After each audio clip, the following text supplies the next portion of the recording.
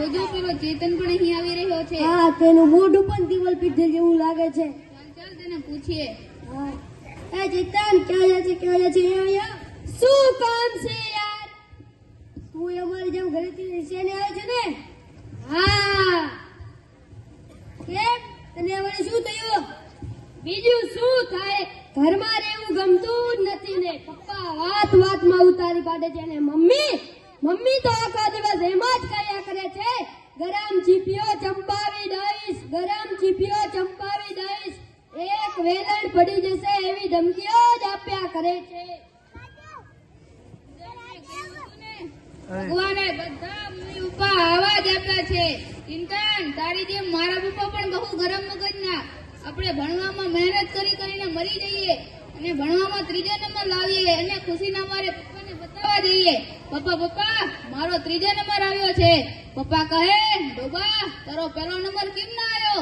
ગાય ભેંસની જેમ ઘાસ ખાય છે કે શું કહું યાર? મને તો પપ્પા સાથે ગમતું જ નથી.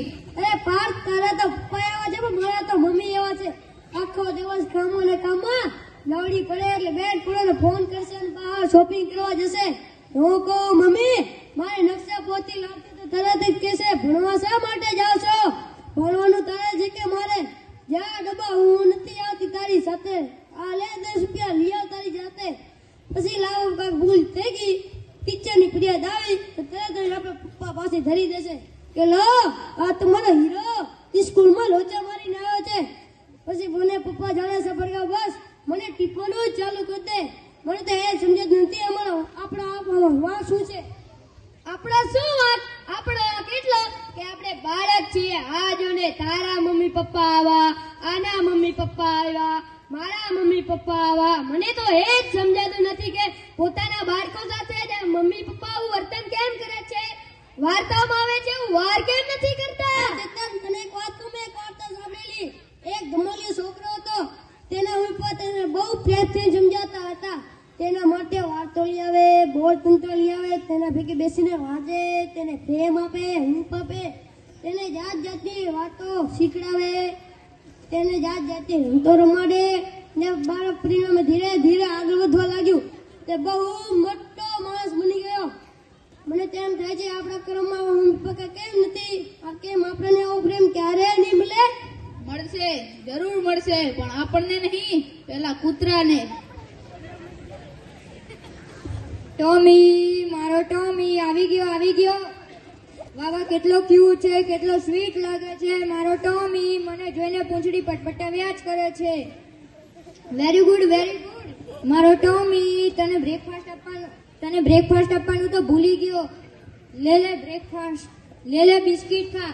વાહ કેટલા પ્રેમથી બિસ્કિટ ખાય છે મારો ટોમી, મારો ડોગી. મને જોઈને પૂંછડી પટપટાવ્યા જ કરે છે. તને પૂંછડી પટપટાવી જોઈને મને એમ થાય છે કે હું પણ પટપટાવું. એટલે પૂંછડી નહીં, મારે ક્યાં પૂંછડી છે મારો ડોગી, મારો ટોમી. તે સાચું કીધું હો. આ જોને કૂતરાને રમાડે, જમાડે, નવડાવે, ફરવા લઈ જાય, પણ દીકરાને ખખડાવી નાખે, મારે, ધમકાવે. એટલે છોકરાઓ આ શું કરો છો? આંટા ફેરાને આશીર્વાદ, નાના રખડવા સિવાય કઈ ધંધો છે તમારે?